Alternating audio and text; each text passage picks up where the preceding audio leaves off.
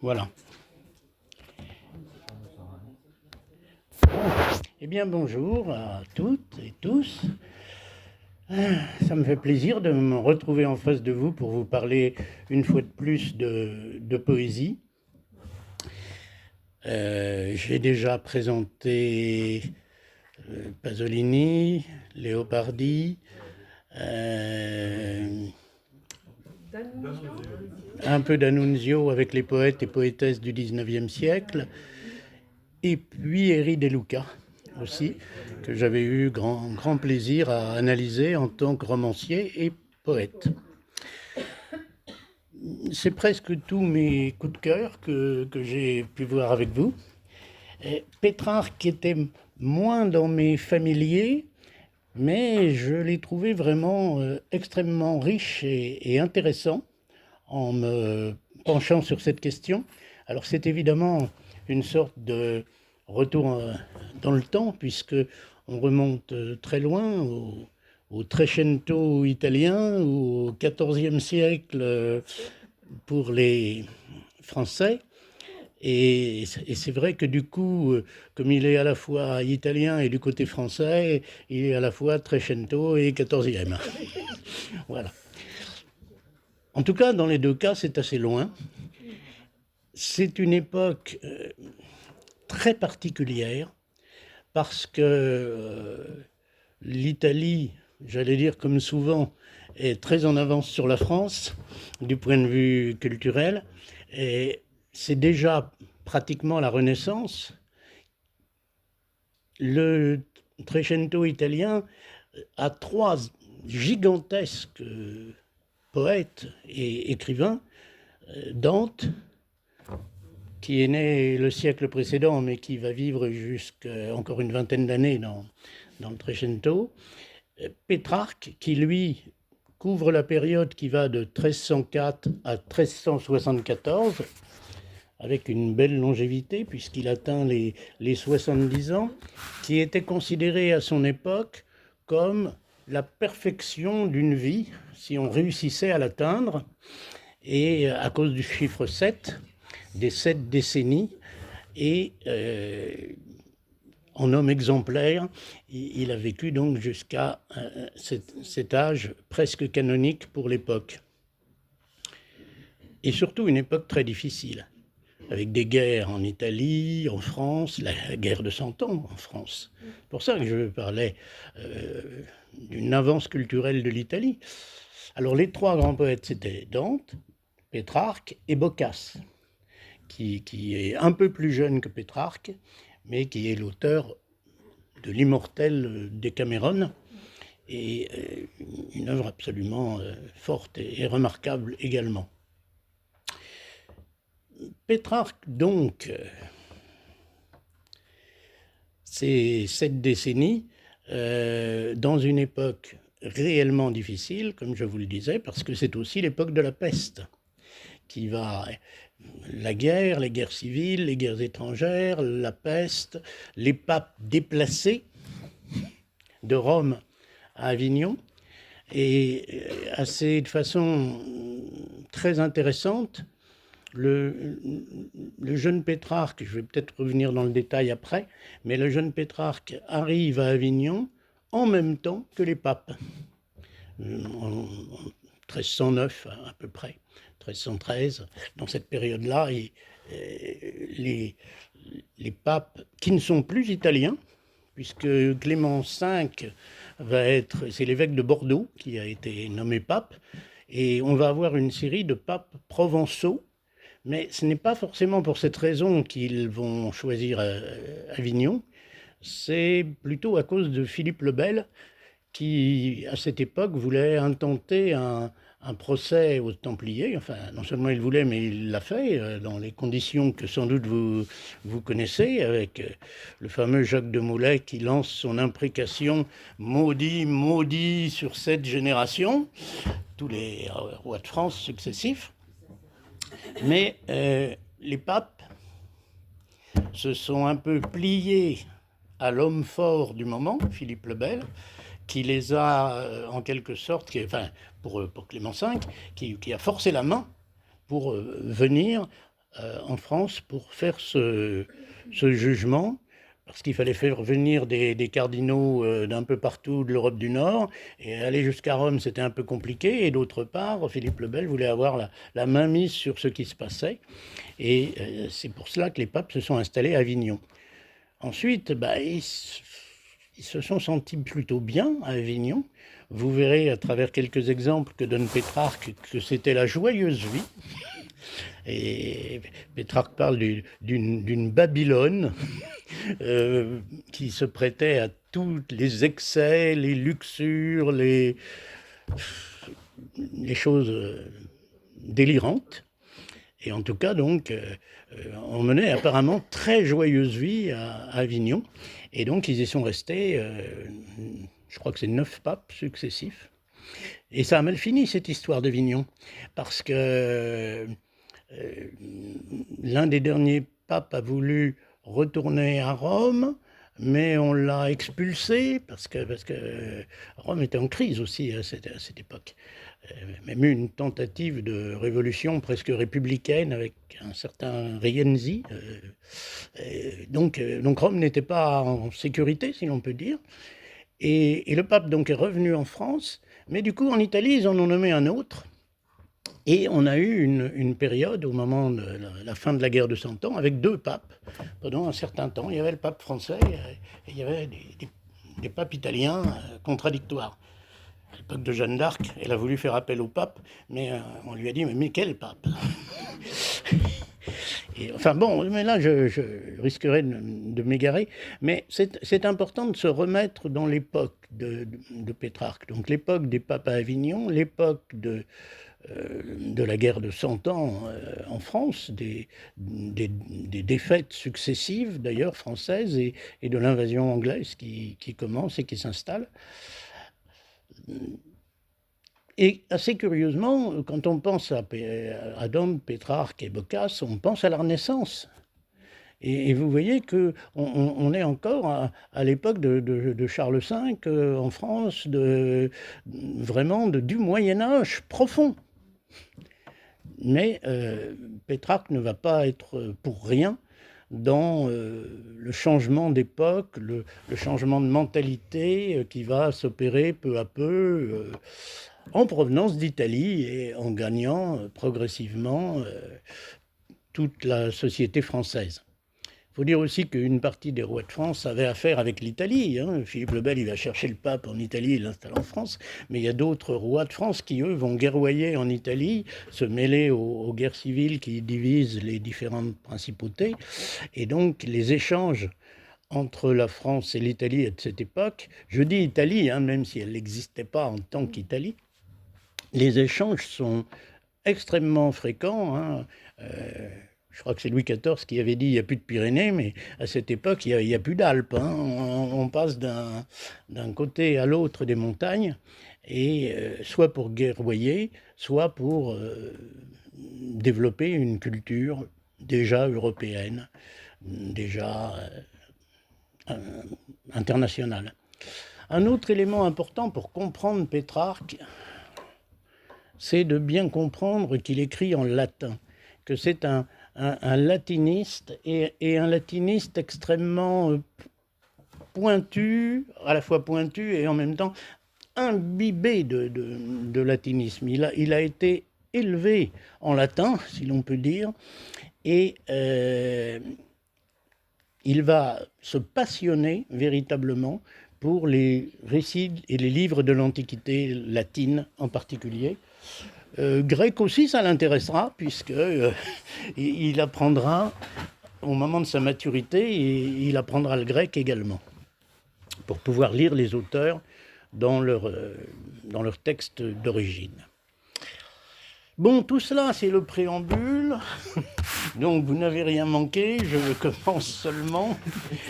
Je cherche une entrée dans la vie et dans l'œuvre de Pétrarque. Il y en a plusieurs.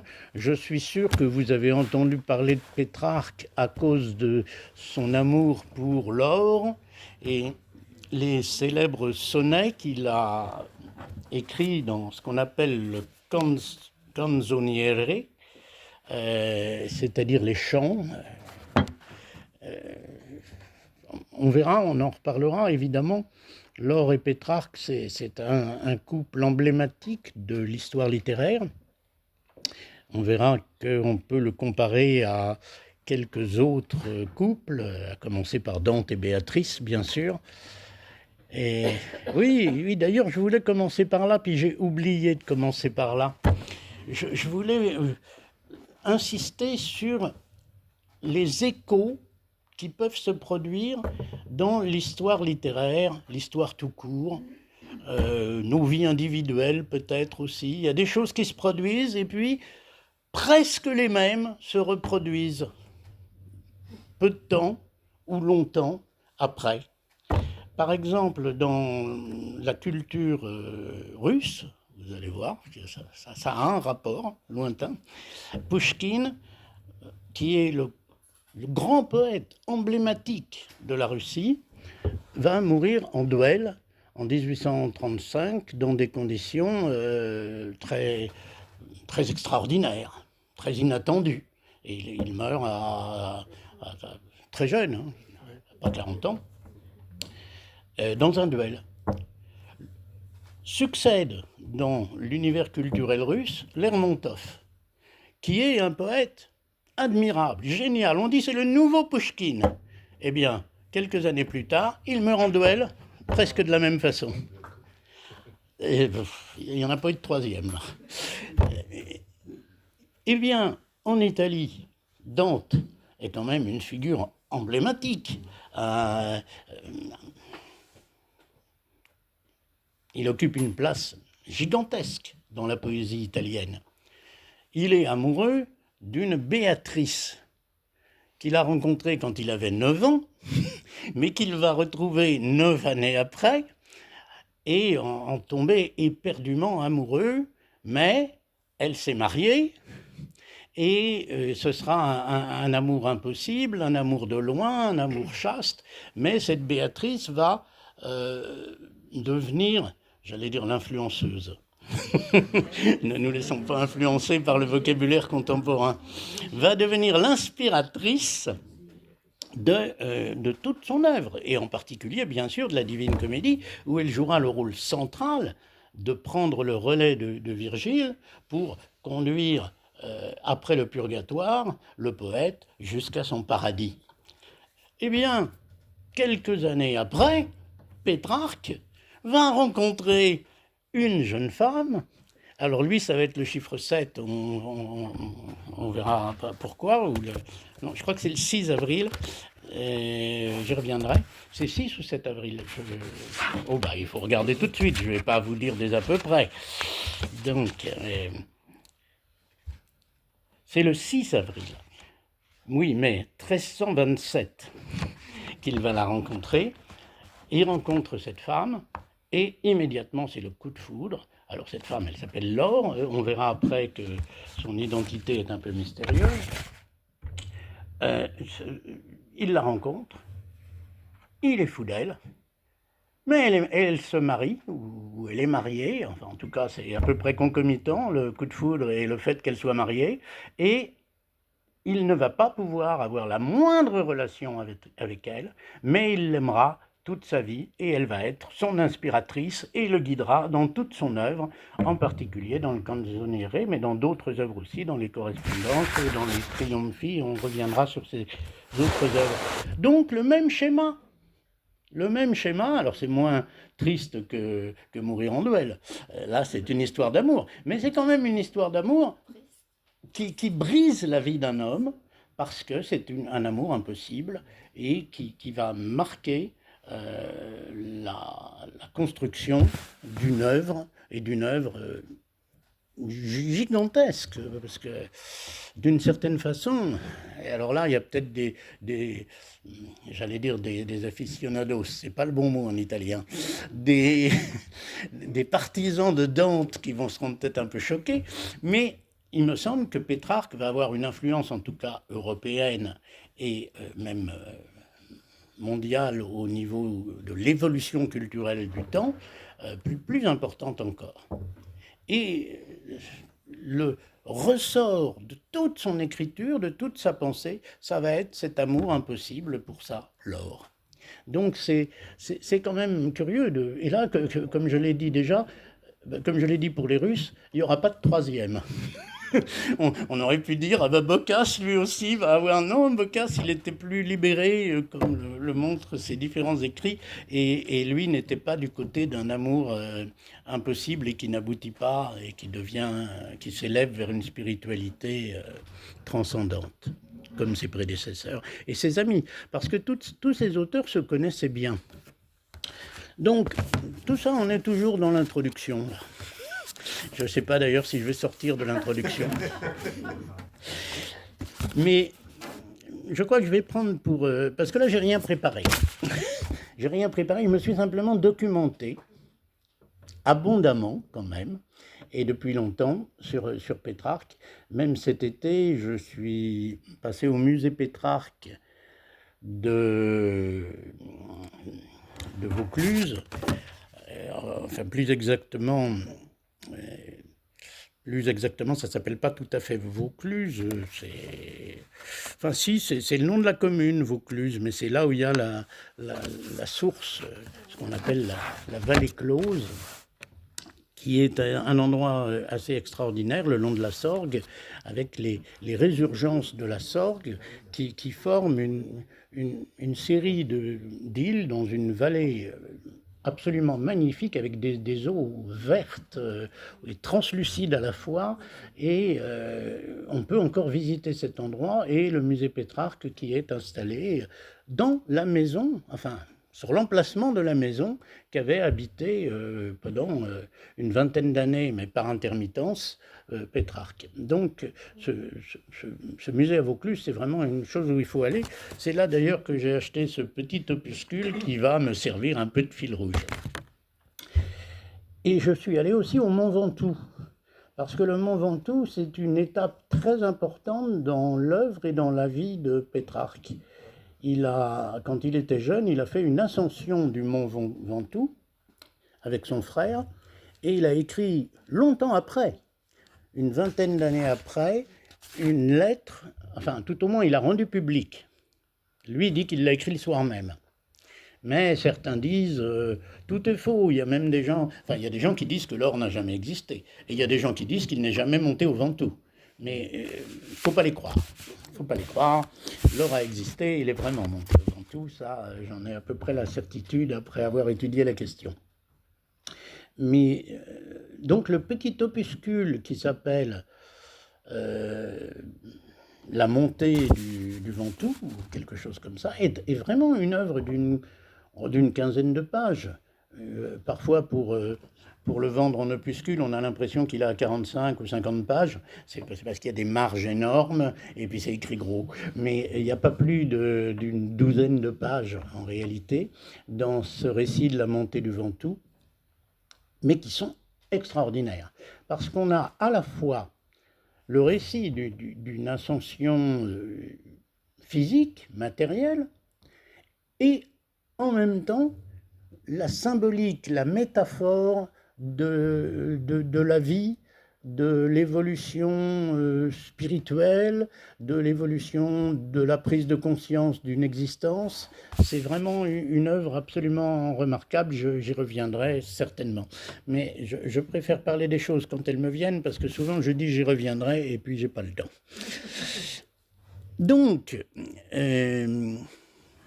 c'est Fontaine-Vaucluse, voilà le nom, Fontaine de Vaucluse ou Fontaine-Vaucluse, ça dépend comment on le référencie.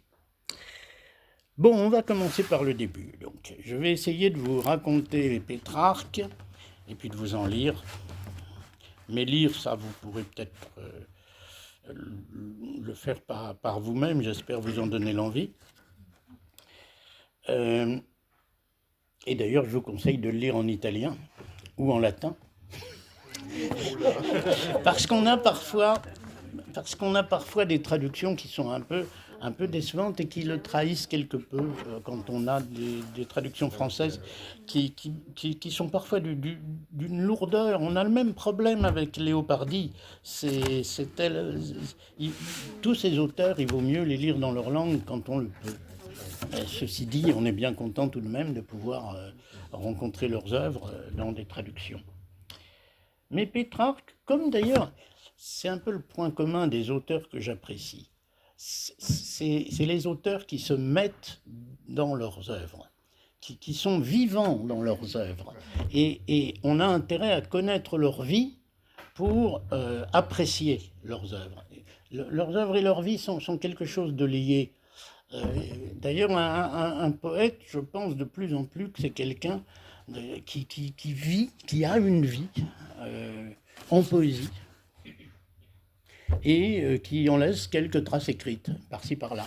Mais je suis sûr qu'il y a aussi des poètes qui ont une vie forte, intense, belle, et puis qui ne laissent pas de traces écrites, mais ils ont quand même vécu, entre guillemets, poétiquement. Et ça, c'est très bien. C'est des beaux modèles. Donc voilà, je vous encourage à avoir des vies poétiques. Donc, on va voir les 10 étapes du genre, je dis 10 et puis j'ai noté 9. Donc, la 10e, c'est sans doute d'être avec nous jusqu'à ce soir. Mais on va commencer par la première, qui est sa naissance. Il naît donc en 1304, au mois de juillet, à Arezzo. Son père est un notaire, peut-être un peu même un notaire ecclésiastique. Enfin, s'il ne l'est pas à Arezzo, il le deviendra plus tard à Avignon. Mais l'intérêt du père de Pétrarque, c'est qu'il connaît et qu'il admire et qu'il lit Dante. Et il est du même parti que lui, c'est-à-dire les guelfes blancs. Alors j'avais une documentation sur les guelfes blancs, les guelfes noirs, les gibelins, parce que peut-être que comme moi, vous avez tendance à vous perdre dans ces appellations qui étaient très importantes pour l'Italie de cette époque. Alors en deux mots, alors, si je retrouve bien les petites aides que je me suis préparées, il ne va pas y avoir de problème. Mais en tout cas, la famille de Pétrarque est du même parti que Dante, et à cette époque-là, Dante est expulsé d'Italie. Il doit quitter l'Italie. Il va commencer une vie de... Enfin, il doit quitter la ville dans la Florence, je pense, à l'époque où il est. Et il va commencer une vie un peu d'errance, mais je n'ai pas travaillé Dante, donc je ne vous dirai pas où il va. Mais la famille de Pétrarque, elle, va aller de l'autre côté des Alpes, dans la région d'Avignon. Mais comme je vous l'ai dit tout à l'heure, à ce moment-là, les papes s'installent à Avignon et c'est surpeuplé. On ne peut plus trouver de logement. Donc il va s'installer du côté de Carpentras à cette époque. Alors ma bio de Pétrarque, elle est là. Un petit mot sur les guelfes quand même. Hein. Qu'est-ce que j'ai noté ? Bien naturellement, ça ne va pas être au bon endroit.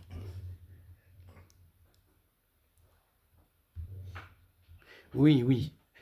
Les Gibelins soutenaient plutôt l'empereur et les Guelfes plutôt le pape. Mais les Guelfes vont se diviser. Et on va avoir... alors pourtant, à l'époque, il n'y a qu'un seul pape, mais ils ne vont pas le soutenir de la même façon. Et il y en a qui vont se rapprocher des Gibelins, les Blancs. C'est-à-dire qu'ils seront moins hostiles à l'empereur que les Noirs. Or, les Noirs sont d'une intolérance totale et ils expulsent, ils persécutent tous les Blancs. Et donc, la famille Pétrarque étant du côté des Blancs, elle doit s'exiler comme Dante. Et donc, elle se retrouve... Alors, c'était à Florence, hein, tous ces débats. Mais du coup, la famille Pétrarque va aller se réfugier du côté, dans le Vaucluse, pas loin d'Avignon, mais pas à Avignon même. et le père va continuer ses activités de notaire, mais pour la cour italienne, la cour papale en quelque sorte. Mais le père est féru de culture antique, mais il veut que son fils, donc il lui fait découvrir des livres, il a une grande bibliothèque, mais il veut que son fils fasse des études de droit, sans doute lui succède, et donc il va lui faire des études en ce sens. Pas de chance, le jeune Pétrarque va se passionner pour les auteurs latins de l'Antiquité. Ça va, vous m'entendez bien? Très très bien, c'est parfait. Parce que je ne me rends pas toujours compte si je parle. Donc il ne faut pas que je parle trop près du micro. C'est pas la peine. Et donc l'enfant se passionne tellement. Il y en a aujourd'hui, c'est les PlayStation, les choses comme ça. Peut-être même des choses plus modernes sûrement qui m'échappent. Mais à l'époque, c'est les livres latins. Le gamin n'en sort pas et il ne veut pas s'intéresser à autre chose. Le père a quand même cette attitude étrange un jour de lui confisquer tous les livres et de les jeter au feu. Quand on sait que les livres coûtaient quand même quelque chose et étaient plutôt rares à l'époque, ça étonne. Ça étonne, mais Pétrarque lui-même le raconte. Il raconte cet épisode. Seulement, le gamin entre dans une telle crise de larmes et je sais pas, se roule par terre et manque mourir. Donc le père extrait 2 livres du feu, dont un Virgile que Pétrarque, Francisco Pétrarque, gardera toute sa vie. Et donc du coup, quand on lui rend les 2 livres, là il pleure plus, il revit, il en a sauvé au moins 2, voilà. Mais enfin, le père a compris que ça allait être difficile de lui faire des études pour devenir notaire. C'est pas sa vocation, il y a autre chose. Alors il le met quand même, il va faire des études en particulier à Montpellier, puis à Bologne. Mais vous voyez, on passe les Alpes de côté. Les études se passaient de la même façon, hein, en latin, des 2 côtés. Et c'est là, je pense que c'est d'abord à Montpellier, puis ensuite à Bologne, qu'il va rencontrer la famille, enfin, un des membres, je crois que c'est Giacomo Colonna. La famille Colonna qui est extrêmement influente et qui a je crois que c'est le grand frère de Giacomo qui va devenir cardinal, évêque d'abord puis cardinal ensuite, et avoir une grande influence à la cour papale. Et plus tard, un peu plus tard, Pétrarque se fera engager comme secrétaire, diplomate au service des Colonna. Et c'est ce qui lui assurera d'ailleurs une grande partie de sa subsistance et une grande liberté de temps et de mouvement pour lui permettre d'écrire, de voyager et d'étudier. Alors, je ne sais pas où j'en suis. C'est la 2e étape, oui, la 2e étape. Ce qui va se passer, c'est qu'il perd sa mère. D'ailleurs, il perd sa mère quand elle a 38 ans, je n'ai pas la date sous les yeux, mais il va écrire un long poème en 38 strophes. Et déjà, c'est pratiquement sa première œuvre poétique, et déjà ça marque ce souci de réparer en quelque sorte les dommages de la vie par une écriture, et une écriture qui soit reliée même symboliquement par le nombre, qui soit reliée aux événements vécus. Il perd sa mère et certainement ça le touche, ça lui fait de la peine. Il a un frère, hein, qu'il conservera toute sa vie et je l'ai déjà dit, qu'il accompagnera sur le Ventoux. Ce qui se passe, c'est qu'il va perdre son père aussi, mais avec manifestement moins de chagrin et moins de... C'est quand même le père qui lui avait brûlé les livres, hein, même s'il en avait sauvé deux. Et puis le père qui voulait qu'il fasse des études et qu'il soit sérieux et qu'il soit notaire. Et donc, perdre le père, dès qu'il perd son père, il revient pour toucher l'héritage. Et avec son frère, tous les deux, ils mènent une vie... un peu la grande vie, une vie dissipée, voilà, c'est le mot. Et à Avignon, ça s'y prêtait de mener une vie dissipée. Mais comme il est en même temps extrêmement érudit,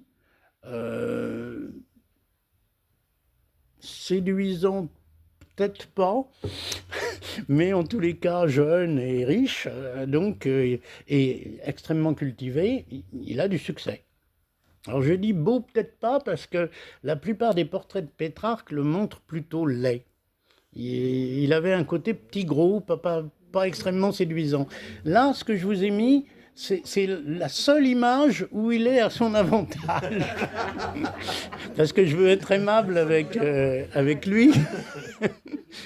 Et donc, c'est une image un peu idéalisée, mais elle est intéressante parce qu'on le voit au milieu des autres et dans des activités.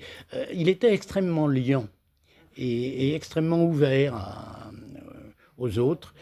Une de ses œuvres, d'ailleurs intéressantes à l'écrit, s'appelle Aux amis. Vous voyez, là, on le voit. Bon, vous ne voyez pas de trop près, mais vous allez voir. Il est moins beau. Voilà. Et là, le Canzoniere, ils ont trouvé une image aussi. Alors, curieusement, une image dédoublée dans la version Gallimard. Je ne sais pas pourquoi ils l'ont mis deux fois, mais c'est intéressant parce que Pétrarque, en effet, avait quelque chose d'un peu double, terrestre et céleste. Il a cette double postulation. C'est le mot de Baudelaire, hein, la double postulation entre l'enfer et le paradis, si l'on peut dire. Mais plutôt, c'est entre la terre et le ciel, simplement, pour ce qui est de Pétrarque. Donc on arrive, il faut que je regarde l'heure aussi de temps en temps, on arrive à la troisième étape sur 10. La troisième étape, ça va être justement dans cette vie un peu dissipée, il se donne du bon temps, hein, il a complètement arrêté ses études. Je ne sais pas s'il est déjà embauché par la famille Colonna, peut-être pas sûr, mais enfin ça ne va pas tarder. Il a aussi bien à Montpellier, mais à Montpellier c'était les petites classes, c'est plutôt à Bologne, il s'est fait des amis dans les familles puissantes de l'époque.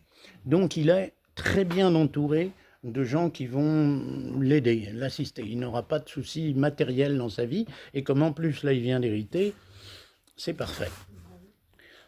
Eh bien, c'est un peu plus tard, quelques années plus tard, que là se situe la rencontre. Eh oui, le 6 avril 1327, ça c'est la date clé, c'est la date qui va changer complètement sa vie. Il rencontre Laure en l'église Sainte-Claire d'Avignon. Alors il le racontera dans diverses occasions, dans des lettres, dans des poèmes, il y reviendra et il en reparlera même abondamment au moment où Laure décédera. Là, il se remémorera quand, à quelle date, où il l'a connue, et parce que elle va, on peut peut-être tout de suite le dire, elle va décéder en 1348. Donc il la rencontre en 1327, c'est-à-dire une vingtaine d'années après. Alors, mais n'anticipons pas, on n'en est pas encore à... Ce sera la 6e étape, le décès de Laure. Là, on n'est qu'à la 3e, il la rencontre. Alors, il la rencontre, mais il la rencontre dans une église. C'est déjà quand même un symbole. Et quand il la rencontre, il ne le dit pas forcément lui-même, mais la plupart des critiques qui ont étudié la question disent qu'elle était déjà mariée. Elle avait peut-être 17 ans, elle était quand même très, très jeune, mais à l'époque on se mariait très jeune. Et alors, selon toute vraisemblance, parce que là, la plupart des historiens sont d'accord pour dire qu'il s'agissait de Laure de Nove, qui venait d'épouser Hugues de Sade. Et le Sade qu'elle venait d'épouser, eh bien, c'est l'aïeul de celui qui se fera appeler marquis de Sade, qui n'était d'ailleurs pas réellement marquis, puisque la famille de Sade à cette époque, elle vendait du drap. C'était Paul de Sade, et très probablement la famille Pétrarque était cliente chez ces gros marchands, des marchands importants. Et donc, cette Laure de Nove avait épousé Hugues de Sade. Et si elle venait de l'épouser, apparemment, ce n'était pas un mariage malheureux, parce qu'ils auront 9 enfants quand même, successivement. Elle était peut-être déjà enceinte, enfin ça n'est pas dit, l'histoire ne donne pas tous les détails, mais enfin, si elle était mariée depuis peu de temps. Que Pétrarque, ce jeune gandin un peu papillonnant, ait un coup de foudre pour elle, ça n'a pas dû l'impressionner plus que ça. Et puis, c'était pas du tout dans ses intentions de satisfaire à ce qu'attendait d'elle, parce que lui, à ce moment-là, il n'est pas du tout platonicien ni platonique. Hein. D'ailleurs, on verra qu'un peu plus tard, il aura 2 enfants naturels. Un garçon, une fille. Et on ne sait pas avec qui. Et alors là, on a beau enquêter, toutes les enquêtes se font sur Laure de Nove. Je ne sais pas pourquoi je l'appelais de Nove. À cause de Catherine, peut-être, à cause de Catherine.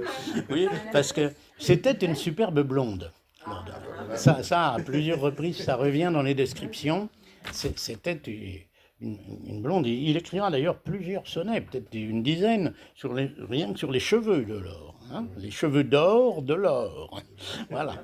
Et donc, bon, en tout cas, cette superbe blonde, qui lui a fait un effet extraordinaire, ne s'intéresse pas à lui, ne répond pas à ses avances, et lui-même, on le voit bien, il est comme tétanisé par cet amour. Il fait peut-être pas ce qu'il aurait fallu faire, enfin j'en sais rien. Il y avait peut-être aucune chance de toute façon, mais en tous les cas, rien ne se passera entre eux, ni à ce moment-là, ni un peu après, ni longtemps après. Et je dirais même que l'intensité de la relation va se développer après la mort de Laure de Nove. Parce qu'elle va occuper de plus en plus une place extrêmement importante dans son esprit et dans son œuvre. Alors c'est quand même particulier parce que quand j'ai lu qui était cette Laure, quand j'ai lu la documentation qu'il donne dans le musée, ben j'ai eu des doutes. J'ai eu des doutes parce que l'identité de Laure de Nove, voilà comment il la présente. Qui fut la dame du canzoniere?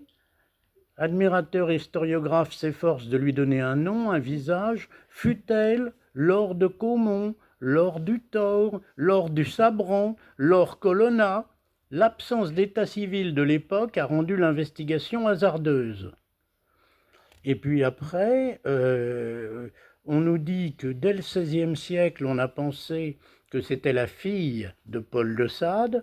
Ensuite, quelqu'un de la famille de Sade, mais ensuite, 200 ans après, ou 300 ans après, quelqu'un de la famille Sade, qui était un abbé, c'était avant le marquis, a découvert, parce qu'il a fait beaucoup de recherches sur sa propre famille, et lui, il propose l'identification de Laure, la bru de Paul de Sade, fille d'Audibert de Nove, qui aurait, alors on nous dit qu'il y aurait là, c'est curieux parce que les autres documentations que j'ai lues, il n'y a pas de doute, elle l'a épousé, Hugues de Sade en 1325. Elle l'a épousé en 1325, c'est en 1327 la rencontre. Hein.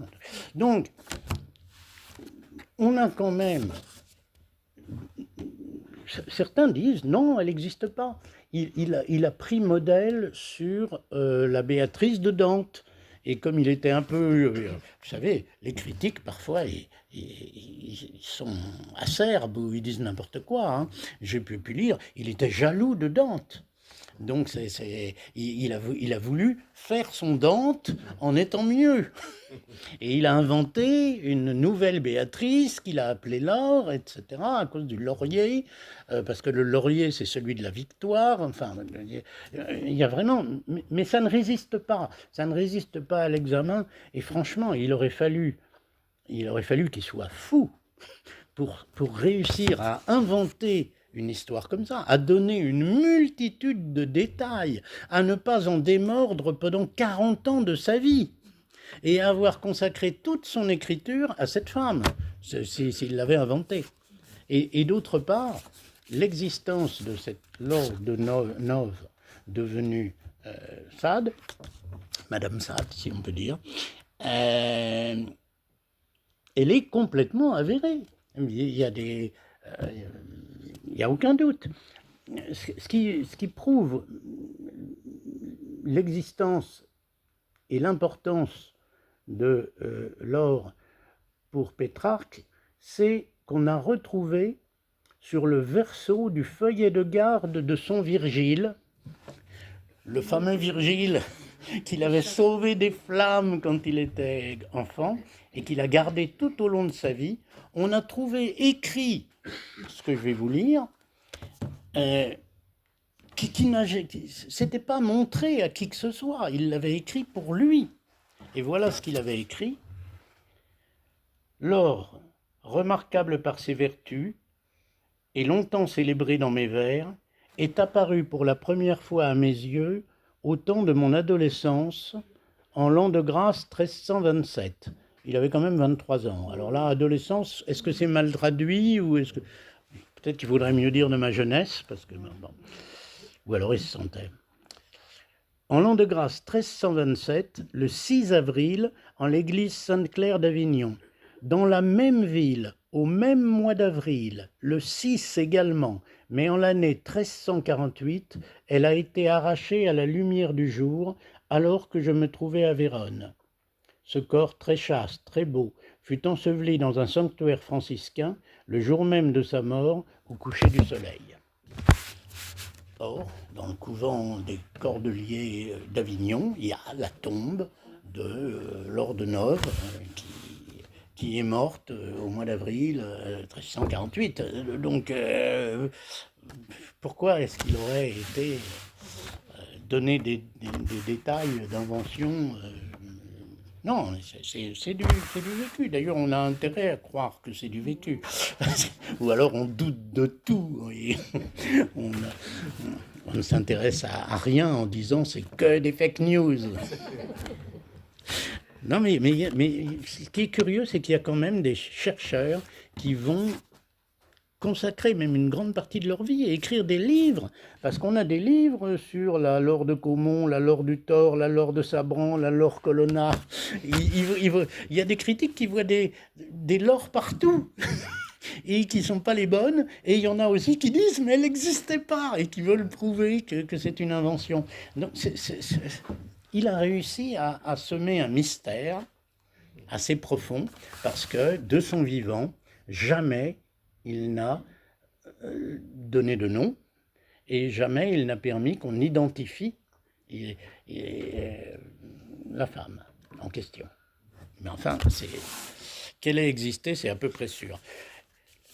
Et puis c'est tellement beau comme histoire que cette Laure, elle a épousé Hugues de Sade et le marquis de Sade, 3 siècles après, hein, environ. C'est le descendant direct. C'est le descendant d'un des enfants de Laure de Noves. Il y a quelque chose, je trouve, qui est tellement ironique du point de vue de la destinée que ça ne peut être que vrai. En tous les cas, à peu près, la 4e étape, ça va être l'installation de Francesco Petrarca Euh, alors non, juste avant l'installation à Vaucluse, il y a l'ascension au Ventoux, en 1336. C'est-à-dire que ça fait déjà 9 ans à peu près qu'il a rencontré l'or. Il a commencé à travailler pour les colonnats. Il a même reçu des bénéfices de chanoine. Voilà, ce que je ne vous ai pas dit, c'est qu'il avait pris les ordres mineurs. Il avait une tonsure. Il n'était pas prêtre au sens fort du terme. Il n'avait pas le droit de dire la messe, par exemple. Mais il avait fait vœu de chasteté, tout de même. Un vœu de chasteté qu'il ne remplira pas, d'ailleurs. Non, bien sûr. Mais, et puis c'était pas dans une intention chaste. Hein. On le verra dans ses écrits qu'il courtisait l'or. Hein. Il aurait voulu la séduire. Et d'ailleurs, il le dira lui-même. Il dira que. Enfin, il dira pas je me conduisais comme une bête. Non, il dira. Il dira qu'il était entraîné par les penchants de la chair, etc., et qu'il allait là où il ne fallait pas. D'ailleurs, c'est ce qu'il dit dans l'Ascension du Ventoux. L'Ascension du Ventoux, c'est quand même un passage extraordinaire. Ça fait partie des lectures que je voulais vous faire, si la technique le permet. On va voir. Parce que il y en a parmi vous qui l'ont lu, l'Ascension du Ventoux de Pétrarque. Ah, ça, c'est un livre à lire. C'est tout petit, comme je vous disais, et c'est facile à lire. Et ça dit tout sur Pétrarque, y compris d'ailleurs, il évoque un petit peu son histoire avec l'or. Parce que c'était plus fort que lui. Dans toutes les occasions, il ramenait en quelque sorte les choses à cet amour malheureux qui était emblématique. Ventoux, j'ai dû mettre en surligné les passages que je voulais vous lire. Alors, voilà.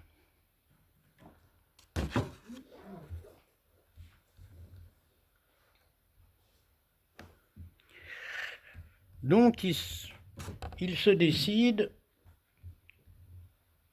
à gravir cette montagne qui était dans le paysage, à proximité de la vallée du Rhône, là où il vivait. Et il avait lu que dans l'Antiquité, un personnage important, peut-être Philippe de Macédoine, avait voulu monter pour voir les deux mers de chaque côté de l'endroit qu'il avait conquis. Et cette idée aussi de monter pour voir. Alors lui, il voulait voir les Alpes et les Pyrénées. C'était ça qu'il voulait voir en montant en Ventoux. Seulement, personne ne veut l'accompagner, parce qu'à l'époque, c'était pas une petite affaire de monter les 1700 mètres et quelques, et de gravir tout ça. Seulement son frère allait avec lui, et quelques domestiques aussi, qui devaient porter les bagages. Il y avait des Sherpas. Mon frère, par une voie plus courte, se dirigeait vers le haut, à travers les escarpements de la montagne. Moi, moins décidé, j'inclinais vers le bas, et comme il me rappelait et me désignait une route plus directe, je lui répondis que j'espérais trouver d'un autre côté un passage plus facile, que je ne craignais point un chemin plus long où je marcherais plus aisément. Je couvrais ma mollesse de cette excuse, et pendant que les autres occupaient déjà les hauteurs, j'errais à travers la vallée, sans découvrir un accès plus doux, mais ayant allongé ma route, doublé inutilement ma peine. Accablé de lassitude, je regrettais d'avoir fait fausse route. Je résolus tout de bon de gagner le sommet. Lorsque, plein de fatigue et d'anxiété, j'eus enfin rejoint mon frère qui m'attendait et s'était reposé, en restant longtemps assis, nous marchâmes quelque temps d'un pas égal. À peine avions-nous quitté cette colline, voilà qu'oubliant mon premier détour, je m'enfonce derechef à nouveau vers le bas de la montagne. Je parcours une seconde fois les vallées, et cherchant une route longue et facile, je tombe à nouveau dans une longue difficulté. Alors, du coup, il se désespère un peu, il se dit, il se donne trop de peine, je ne vais pas les suivre. Et puis, voilà qu'il se dit, qu'il s'interroge sur lui-même. Sautant par le vol de la pensée des choses matérielles aux immatérielles, je me parlais à moi-même en ces termes ou à peu près. Ce que tu as éprouvé tant de fois aujourd'hui en gravissant cette montagne, sache que cela arrive à toi et à plusieurs qui se dirigent vers la vie bienheureuse. Mais on ne s'en aperçoit pas aussi aisément, parce que les mouvements du corps sautent aux yeux, tandis que ceux de l'âme sont invisibles et cachés. Certes, la vie que nous appelons bienheureuse est située dans un lieu élevé. Un chemin étroit, dit-on, l'y conduit. Plusieurs collines se dressent dans l'espace intermédiaire. Il faut marcher de vertu en vertu par des degrés éminents, mais au sommet est la fin de tout, le terme de la route qui est le but de notre voyage. Autrement dit, en ayant cette métaphore en tête, eh bien, il se dit, allez, allons-y, montons. On ne saurait croire combien cette pensée redonna d'énergie à mon âme et à mon corps, pour ce qu'il me restait à faire. Plût à Dieu que j'accomplisse avec mon âme le voyage après lequel je soupire jour et nuit, de même que j'ai accompli avec mes jambes le voyage d'aujourd'hui en triomphant enfin de toutes les difficultés. Donc il va réussir à monter, à se trouver sur le sommet. Sur le sommet existe un petit plateau où nous nous reposâmes enfin de nos fatigues. Tout d'abord, frappé du souffle inaccoutumé de l'air et de la vaste étendue de l'horizon, je restais en extase, regardant derrière moi, les nuages étaient sous mes pieds. Et alors là, il va commencer à regarder du côté de l'Italie, à avoir la nostalgie de ce qu'il a laissé, à voir les Alpes. Une nouvelle pensée s'empara de mon esprit, le transporta des lieux vers les temps. Les temps. Je me disais à moi-même, il y a aujourd'hui 10 ans que libéré des études de jeunesse, tu as quitté Bologne, mais oh, etc. Bon, je vous passe des choses. On voyait très bien à droite les montagnes de la province lyonnaise, à gauche la mer de Marseille et celle qui baigne Aigues-Mortes, distante de quelques journées. Le Rhône était sous nos yeux. Pendant que j'admirais tout cela, tantôt goûtant les choses de la terre, tantôt portant mon âme en haut à l'exemple de mon corps, je voulus jeter les yeux sur le livre des Confessions d'Augustin, présent de votre amitié. Parce que tout ça, c'est une lettre adressée à un père supérieur qui lui avait offert un Saint Augustin. Et qu'il gardait. Alors, il gardait le Virgile, il gardait aussi le Saint Augustin. Il avait des livres sur lui. Je le garde en souvenir de l'auteur et du donateur, et je l'ai toujours entre les mains. J'ouvre alors ce manuel, d'un très petit volume, mais d'un charme infini, pour lire tout ce qui se présenterait. Et que pouvait-il se présenter qui ne fût pieux et dévot? Je tombais par hasard sur le 10e livre de cet ouvrage. Mon frère, impatient d'entendre de ma bouche quelque chose d'Augustin, se tenait debout, l'oreille attentive. Et j'atteste Dieu et celui qui était présent que mes yeux se posèrent alors sur ce passage. Et je lis. Donc c'est la phrase de saint Augustin sur laquelle ses yeux tombent, au sommet du Ventoux. Les hommes s'en vont admirer la hauteur des montagnes, les grandes agitations de la mer, le vaste cours des fleuves, la circonférence de l'océan, les évolutions des astres, mais ils s'oublient eux-mêmes. Je fus stupéfait. Priant mon frère avide d'entendre, de ne pas me déranger, je fermai le livre. J'étais irrité contre moi, d'admirer maintenant encore les choses de la terre, moi qui depuis longtemps aurais dû apprendre des philosophes ce qu'il n'y a d'admirable que l'âme, pour qui, lorsqu'elle est grande, rien n'est grand. Et alors après, il va s'interroger sur la vie qu'il a menée, les tentations terrestres et charnelles auxquelles il n'a cessé de céder. Et il va dire que, voilà, au sommet du Ventoux, un peu comme Moïse sur le Sinaï, il reçoit la parole, c'est saint Augustin, qui vient lui dire, il faut que tu changes ta vie et que tu t'orientes pour sauver ton âme et non plus satisfaire ton corps comme jusque-là tu t'y adonnes. Donc c'est un moment très fort, c'est un moment très fort. Là encore, des critiques nous disent il a tout inventé. Il écrit ça en 1553, il fait comme si, etc. Mais alors, ce serait supposé que quand il atteste devant Dieu, il raconterait des blagues. Ça paraît pas crédible, surtout qu'on sait que toute la fin de sa vie et l'époque où il écrit, où il publie cette lettre. Parce que lui dit qu'il l'a écrite et envoyée le soir même de l'ascension du Ventoux. C'est seulement le destinataire qui pourrait nous dire si c'est vrai. Mais peut-être le destinataire était mort, enfin il est impossible d'aller l'interroger. Donc voilà, il faut croire certaines choses, je répète, surtout quand on lit des auteurs avec sympathie, il faut croire ce qu'ils nous disent. Voilà. Donc c'est une aventure extraordinaire, comme il y en a beaucoup dans la vie de Pétrarque. C'est un homme passionnant, c'est ce que je disais tout à l'heure. Il a une vie d'intensité, d'émotion, d'événements, et il nous les fait partager dans ses écrits. C'est ça qui est remarquable. Bon, le fait d'avoir cette sorte d'extase spirituelle, d'avoir reçu la parole de saint Augustin sur le mont Ventoux, ne va pas changer sa vie beaucoup.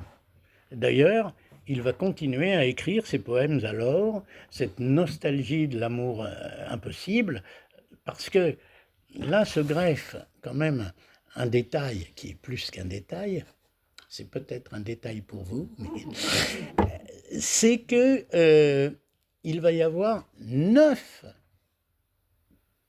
éditions manuscrites, parce que ce n'est pas publié, mais il reprend sur les 45 ans qui suivent sa rencontre avec Laure, il va reprendre 9 et même 10 fois le Canzionere, le recueil des chants. Il va l'augmenter, le compléter, mettre un poème à un endroit, le déplacer à un autre, réécrire un des poèmes, numéroter différemment. C'est pour ça que selon des éditions, on n'a pas toujours le poème 1, etc.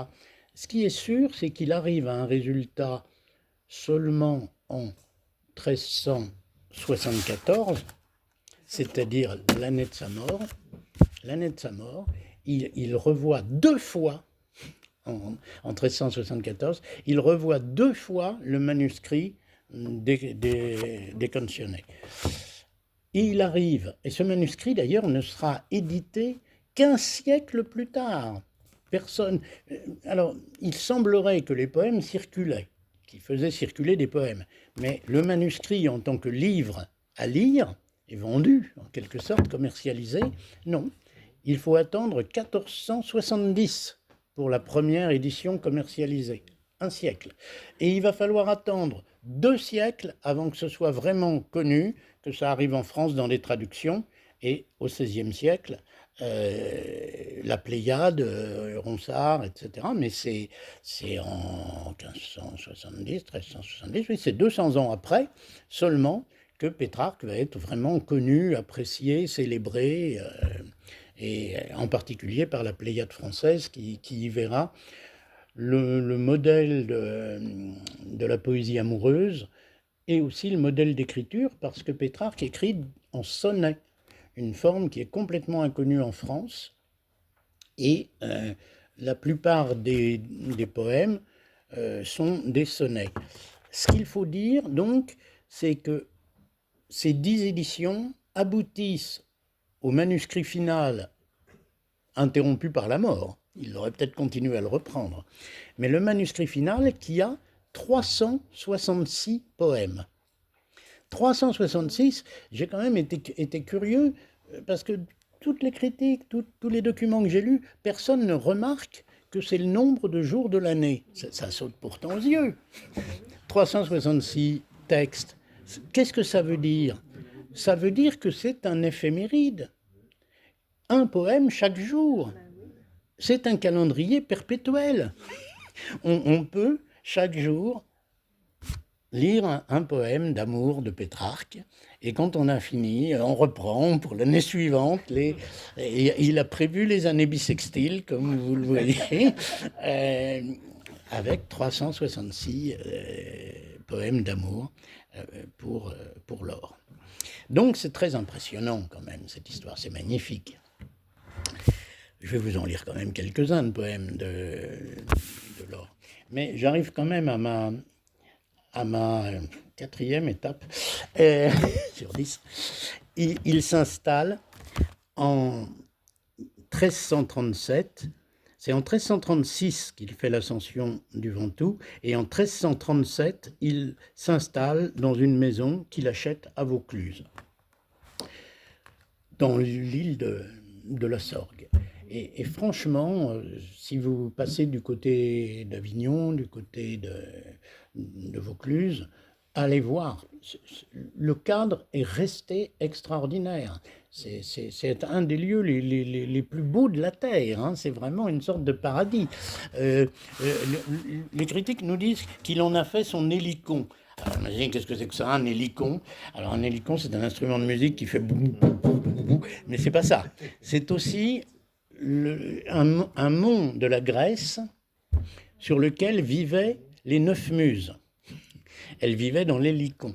C'est le paradis des 9 muses, le paradis des artistes en quelque sorte. C'est remarquable. Et il disait, c'est mon hélicon, cet endroit. D'ailleurs, il y a des descriptions. Alors là, le musée s'en fait l'écho. Il donne plusieurs citations de Pétrarque pour décrire l'endroit qu'il a acheté, qui va être une sorte de maison de campagne, mais un peu plus, parce que il va y revenir 8 à 9 fois dans les 40 ans de sa vie, mais certaines fois, il va y rester plusieurs années. Et il va ne cesser d'y revenir. Le reste du temps, il voyagera partout, dans toute l'Europe. Il aura des activités soit de diplomate, soit de recherche de manuscrits, soit d'érudit, soit simplement aller voir des amis, mais il voyagera vraiment dans toute l'Europe, hein, en Allemagne, en Angleterre, je n'ai pas vu, parce qu'à l'époque, il fallait traverser, c'est moins facile qu'aujourd'hui, mais évidemment en Italie, en Espagne, un peu partout. Voilà ce qu'il dit pour décrire le village de Vaucluse où il va s'installer. Exilé d'Italie par les fureurs civiles, je suis venu ici, moitié libre, moitié contraint. Que d'autres aiment les richesses, moi j'aspire à une vie tranquille. Il me suffit d'être poète. Que la fortune me conserve, si elle veut, mon petit champ, mon humble toit et mes lieux chéris. Qu'elle garde le reste, les muses revenues de l'exil habitent avec moi dans cet asile écarté. Alors, c'est des lettres à différents amis. À chaque fois que je change, c'est qu'il écrit à quelqu'un d'autre. Mais tout se confirme. J'ai acquis là 2 jardins qui conviennent on ne peut mieux à mes goûts et à mon plan de vie. J'appelle ordinairement l'un de ces jardins mon hélicon transalpin, garni d'ombrage. Il n'est propre qu'à l'étude, il est consacré à notre Apollon. L'autre jardin, plus voisin de la maison et plus cultivé, est cher à Bacchus. Peut-être il y a des vignes ou des terrasses dans lesquelles il va boire. Il écrit aussi à un autre, « Tout auprès du jardin de Bacchus, séparé seulement par un petit pont, s'élève sur le derrière de la maison une voûte arrondie, taillée dans le roc vif, qui empêche de sentir les ardeurs de l'été. C'est sous cette voûte que je passe le milieu du jour. » La voûte existe toujours, c'est même la voie d'accès au musée Pétrarque. Et c'est très impressionnant parce que c'est une voûte romaine, c'est un espèce de tunnel qui avait été creusé dans la roche et par lequel ils ont fait une route d'accès au musée maintenant. Mais c'est très impressionnant parce que là, il nous dit qu'il était là, qu'il est sous cette voûte qu'on voit encore. La maison a été un peu détruite et rebâtie, mais la voûte romaine, elle n'a pas bougé. Et les jardins merveilleux avec les eaux de la Sorgue qui rayonnent entre les îlots, c'est vraiment une chose à voir. Voilà ce qu'il dit encore. Voilà quelle est ma vie, je me lève au milieu de la nuit, je sors de la maison dès l'aube, mais dans la campagne, comme chez moi, j'étudie, je pense, je lis et j'écris.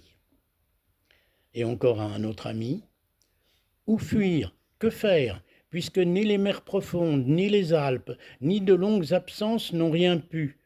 Que dirais-je des vers mélodieux que pendant la nuit sereine, à l'aurore ou au crépuscule, une belle nymphe chantait d'une voix angélique sur la rive opposée. Voilà, il entendait même des nymphes chanter sur la rive opposée, peut-être une lavandière ou une... Parce qu'il y avait un petit village quand même à Vaucluse, qui existe toujours d'ailleurs. Mais alors c'est que des commerçants maintenant dans cette partie-là. Mais il y a de magnifiques terrasses le long des résurgences de la Sorgue, parce que c'est un lieu où on voit de l'eau jaillir des rochers aussi. C'est magique comme endroit, vraiment. Allez-y, allez-y. Allez-y et emmenez un Pétrarque. Et l'intérêt, c'est que dans le musée Pétrarque, on peut trouver beaucoup de livres de Pétrarque, presque tous les livres. Et à côté de ça, il y en a un ou deux que je n'avais pas de Pétrarque. Je suis allé dans une très grande librairie dans le nord de la France, là, le Furet du Nord, qui soi-disant a tous les livres. Il n'avait pas un seul Pétrarque, pas un seul. Voilà. Donc, dans les plus grandes librairies, on ne trouve plus les Pétrarques. Alors évidemment, il faut les acheter sur Amazon ou sur Rakuten, si vous les voulez. Voilà. Pétrarque est très bien représenté aussi, même sans l'acheter. On peut lire beaucoup de textes de Pétrarque sur Internet. Hein. Heureusement que ça existe de ce point de vue-là maintenant pour donner un lectorat à ces grands auteurs. Mais quand je vois, là, allez, je vais me mettre en colère, tiens. Quand je vois les milliers, les dizaines de milliers de livres stupides qui sont vendus dans ces librairies et qu'il n'y a pas un Pétrarque, c'est scandaleux. Enfin, je pense qu'en Italie, on en trouve dans les grandes librairies italiennes. Espérons-le, espérons-le. Parce que, encore une fois, c'est vrai que traduit, c'est pas la même chose, mais quand même. Tiens, puisque je me suis mis en colère, je vais vous lire quelques textes de colère de Pétrarque. Parce que lui était en colère contre la vie menée à Avignon, qu'il appelle la Babylone de son époque. Et il ne supportait pas Avignon. Pour lui, c'était une sorte d'enfer sur terre. D'ailleurs, il ne supporte pas les villes. Hein, et dans la vie, il a écrit un livre qui s'appelle La vie solitaire. C'est très étrange parce qu'on trouve une familiarité avec cet écrivain américain qui s'appelle Thoreau ou Thoreau, La vie dans les bois, là, ou Walden. C'est curieux parce que Pétrarque et Thoreau, même combat, refusons les villes, allons vivre à la campagne. Mais ce qu'ils refusaient dans les villes, c'était surtout la vie qu'on y menait. Et à Avignon.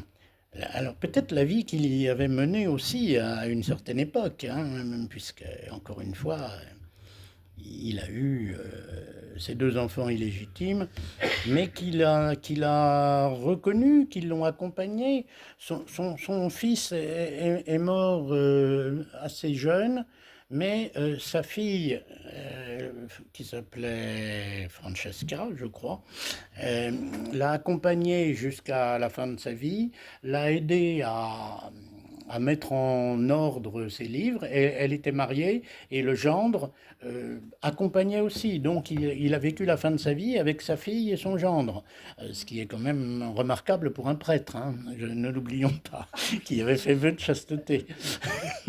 Mais passons sur ces détails.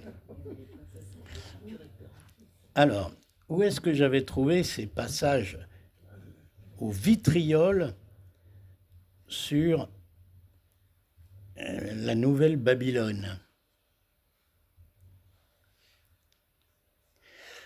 Il se plaignait, il ne se plaisait point à Avignon, la cité des papes lui semblait être une nouvelle Babylone, il déversait sur elle les pires calomnies et médisances. Alors c'est un peu bizarre, pourquoi calomnie là aussi? Ils ont vérifié que c'était des calomnies. Alors, j'ai perdu un peu. Ah. Alors, il faut que je retrouve mon passage.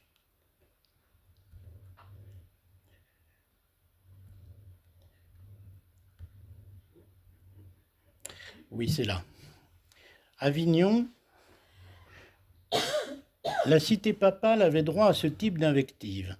Ô Avignon, est-ce ainsi que tu vénères Rome, ta souveraine? Malheur à toi si cet infortuné commençait à se réveiller. Pour lui, Avignon était l'enfer des vivants, l'égout de la terre, la plus puante des villes, la patrie des larves et des lémures, la ville la plus ennuyeuse du monde, le triste foyer de tous les vices, de toutes les calamités, de toutes les misères. Il ajoute, la cour d'Avignon était un gouffre dévorant que rien ne pouvait combler. Et il eut cette formule qui fit Florès, Avignon, sentine de tous les vices. C'est-à-dire l'égout, la fausse d'aisance. Plus que la haine d'Avignon, c'est celle des cardinaux du sacré et antique collège qui éclate dans ses lettres. Il les affuble du nom de boucs et leur réserve les traits les plus acérés. Il cloue au pilori l'un de ceux-ci de la façon suivante. Il pesait de tout son poids sur les malheureuses chèvres. Il ne dédaignait aucun accouplement. Il dénonce son alter ego qui troublait tous les enclos et qui ne laissait aucune chèvre dormir tranquille pendant la nuit somnifère. Il fustige un autre qui n'épargnait même pas les tendres chevreaux. Alors, on peut se demander si ce n'est pas des métaphores, hein, ces animalités. Il ne faut peut-être pas les prendre au pied de la lettre comme animalité, mais comme dénonciation des mœurs complètement éhontées de certains cardinaux. Alors, il s'attaque en particulier au cardinal de Caraman, petit vieillard capable de féconder tous les animaux. Il avait la lascivité d'un bouc, et s'il y a quelque chose de plus lascif et de plus puant qu'un bouc. Et pour que ses contemporains l'identifient avec précision, Pétrarque indique qu'il avait dépassé sa 70e année, il ne lui restait plus que 7 dents. Il avait la tête blanche et chauve et était si bègue qu'on ne pouvait pas le comprendre. Mais au moins on peut l'identifier, hein, en comptant les dents. Donc vous voyez, et il n'y allait pas avec une plume légère quand il avait quelqu'un dans le nez. Mais c'était vraiment des vitrioles. Alors il raconte un épisode tragicomique. Le barbon, dans le plus simple appareil, a dû coiffer son chapeau de cardinal pour convaincre une jeune prostituée effarouchée qu'il était membre du Sacré Collège. Oh. Si, je suis le cardinal. Regardez le chapeau. Regardez mon chapeau. Il avait que ça sur lui, mais bon. Et le poète conclut, ce vétéran de Cupidon consacré à Bacchus et à Vénus triompha de ses amours non en armes, mais avec robe et chapeau. Applaudissez, la farce est jouée. On voit que Pétrarque n'est pas un écrivain ennuyeux, hein, qu'il sait amuser son public, même si là c'est au détriment de cardinaux, d'évêques, de conseillers du pape. Mais ça donne une idée de ce qu'était la vie à Avignon à cette époque, qui on le voit, n'était pas un fleuve de roses. Donc à côté de cela, son amour pour l'or, évidemment, apparaît même pas comme un péché véniel, mais comme quelque chose de totalement innocent et chaste. Mais ce n'est pas tout à fait le cas, parce que, et il le dira avec conviction dans quelques passages peut-être que je vais essayer de vous lire du Commissionere, il brûlait vraiment d'un désir charnel. Et il s'en voulait d'avoir ces tendances, ce désir. Voilà. C'est des choses qui arrivent, hein, même aux ecclésiastiques, on le sait bien, hein, mais il ne faut peut-être pas forcément leur jeter la pierre immédiatement pour ça. Mais en tout cas, lui-même s'en voulait. Lui-même s'en voulait et a passé toute une partie de sa vie à essayer d'échapper. Et il s'est servi de son amour pour l'or, justement, comme du moyen de vivre autre chose, de transformer l'amour en quelque chose de beaucoup plus épuré que simplement le désir de la chair et de la relation. Mais il est parfois extrêmement concret sur ces aspects-là, dans les 366 poèmes consacrés à l'or. Alors, le premier poème est un peu étonnant, parce que il commence presque par la fin. Je vous le lis. Alors, je vous le lis dans la traduction, une des traductions, parce qu'il faut dire que ces poèmes ont été traduits, mais des dizaines de fois. Parfois très mal, parfois mieux, parfois en essayant de reconstituer les vers, parfois en essayant de reconstituer les rimes, ce qui est encore plus hasardeux. Je trouve que les traductions de Poésie Gallimard sont vraiment décevants. Bon, ça donne une idée du contenu des 366 poèmes, on les a. Bon. Mais c'est écrit dans une prose qui traduit le latin de très près, phrase après phrase, et qui ne s'occupe pas du tout de la rythmique poétique, ni des rimes, ni du nombre de syllabes. Donc du coup, on a comme un récit fade et plat du contenu de chaque poème. C'est pas intéressant. Dans l'édition Pléiade que j'ai, les traductions sont meilleures, au moins il y a des vers. Il existe encore de meilleures traductions, mais il faut les chercher vraiment, faut ramer sur le net. Vous voulez lire un poème Voilà, il faut avoir le titre du poème et chercher 5-6 traductions pour en trouver une bonne. Autrement dit, c'est hasardeux de lire de beaux vers de Pétrarque. Mais enfin, au moins, on a une idée de ce qu'il écrivait. Donc voilà le premier des sonnets, en français. Ô vous qui écoutez dans mes rimes éparses le son de ces soupirs dont j'ai nourri mon cœur, le son de ces soupirs dont j'ai nourri mon cœur, au temps de ma première errance juvénile, quand j'étais en partie autre que je ne suis. Le style varié en quoi je pleure et parle, parmi les vains espoirs et la vaine douleur, chez qui comprend l'amour pour l'avoir éprouvé, trouvera, je l'espère, et pardon et pitié. Mais je vois aujourd'hui comment du peuple entier je fus longtemps la fable, en sorte que souvent de moi-même, à part moi, j'éprouve de la honte. Puisque honte est le fruit de mes délires vains, afin que repentir et claire connaissance, repentir et claire connaissance que ce qui plaît au monde est un songe éphémère. Alors c'est évidemment la phrase finale qui est la plus forte, que ce qui plaît au monde est un songe éphémère.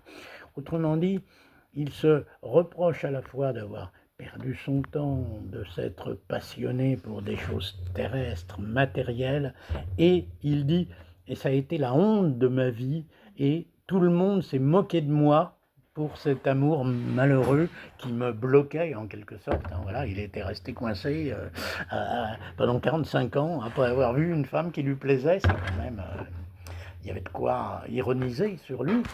Mais vous voyez, il va écrire le plus beau recueil de poèmes d'amour qu'on a jamais écrit, et il dit « Quelle honte, quel désastre, j'ai perdu mon temps, tout ça pour rien ». C'est étonnant quand même. Après, heureusement, il y aura certains poèmes qui seront beaucoup plus dynamiques, beaucoup plus motivants. Mais je vais vous chercher une autre traduction que j'avais, pas du même poème, mais d'autres poèmes. Alors là, il faut que j'aille chercher. J'ai trouvé par hasard dans mes recherches, j'ai trouvé une étude sur Pétrarque, je vais vous donner le nom, par un certain François, comme François Pétrarque, François Regnault. Et Pétrarque ou la rencontre amoureuse. Là, il y a une quinzaine de pages, et il cite, et peut-être qu'il traduit lui-même, un certain nombre de poèmes, et il y en a qui sont vraiment très bien traduits et très beaux.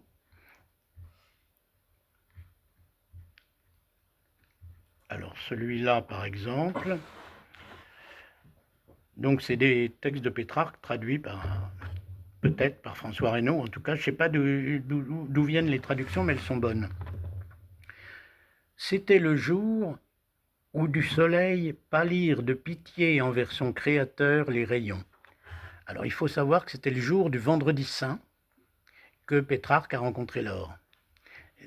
Et à l'époque, le Vendredi Saint, c'était un jour de tristesse pour tout le monde, parce que l'Église était omniprésente. Même avec les mœurs qu'on vient de décrire, tout était religieux dans Avignon et ailleurs. Donc c'était le jour où le soleil pâlir de pitié envers son Créateur les rayons, que je fus pris et ne m'en gardai point, car vos beaux yeux, madame, m'enchaînèrent. L'heure ne me semblait pas où l'on se prémunit contre les coups d'amour. Aussi je vins assurer sans méfiance, si bien que mes malheurs, dans la douleur commune, commencèrent. Totalement amour me trouva désarmé, et ouverte la voie jusqu'à mon cœur du pouvoir de vos yeux. Mais, à mon sens, ce ne lui fut honneur de me frapper de flèches en cet état, sans recevoir de réciproque. Et voilà, le jour du Vendredi Saint, il a été percé des flèches de l'amour, mais il n'y avait pas de réciproque. Ça aurait pu s'arrêter là, mais dans son cas, c'était très très loin de s'arrêter là. Alors il va faire un poème aussi, alors qui est très difficile à traduire en français parce qu'il fait des jeux de mots sur le nom Loretta, l'or. Loretta étant le diminutif de l'or. On peut penser aussi à Notre-Dame de Lorette, qui s'écrit à U, hein, qui est un diminutif de... Alors voilà ce qu'il dit dans une traduction, tâtonnante. Quand mes soupirs j'anime afin que je vous nomme,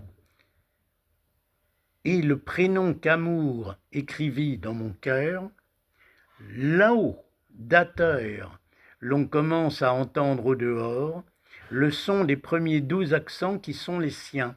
Votre essence régale, que je rencontre ensuite à la haute entreprise redouble ma vaillance. Mais taille-toi, c'est le ta qu'il faut prononcer, taille-toi, crie la faim, car de lui faire honneur n'est point charge pour toi, mais pour d'autres épaules. Ainsi, l'or renommé, non moins que révérence, enseigne votre nom.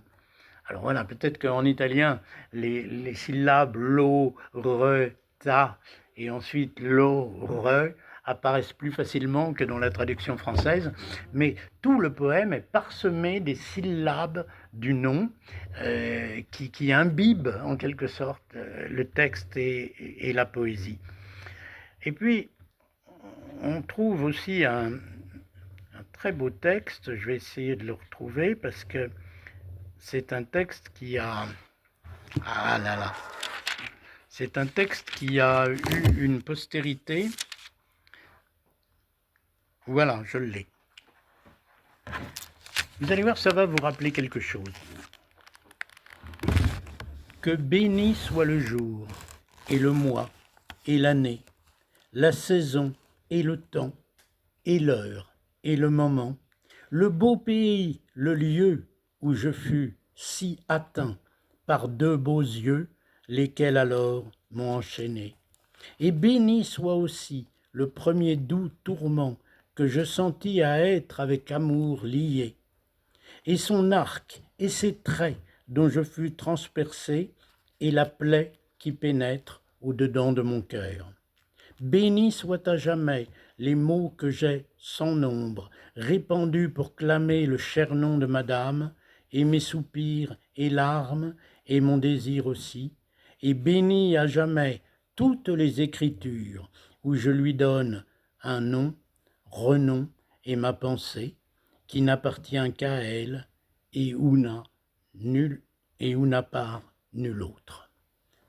Là, c'est quand même très, très, très beau comme texte. Ce béni soit le jour, l'heure, le mois et l'année, la saison, le pays, etc. Il y a un poème que chantait Yves Montand qui ressemble à ça. Je me demande si ce n'est pas de Prévert.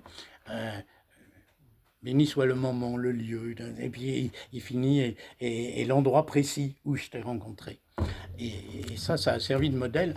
Il y a d'ailleurs beaucoup de textes de Pétrarque qui ont servi de modèle à des poésies ultérieure. Je vous en avais mis une de côté. Est-ce que c'est dans celui-ci que je vais la retrouver? Je crois. Même Victor Hugo? Oh, Victor Hugo. Ah oui, vous faites bien. Non, non, je vais vous parler de Hugo dans 2 minutes. Tiens, là, vous avez lancé le mot qu'il fallait.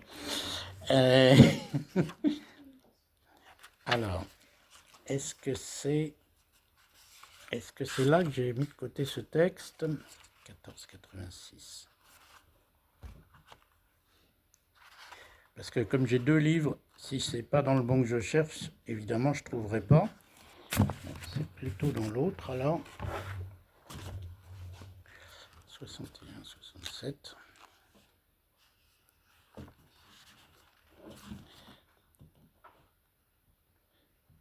Eh oui, eh oui, eh oui. Quand on ne prépare pas sérieusement, on a des ennuis quand on recherche. Pourtant, 1486, 103, 1486.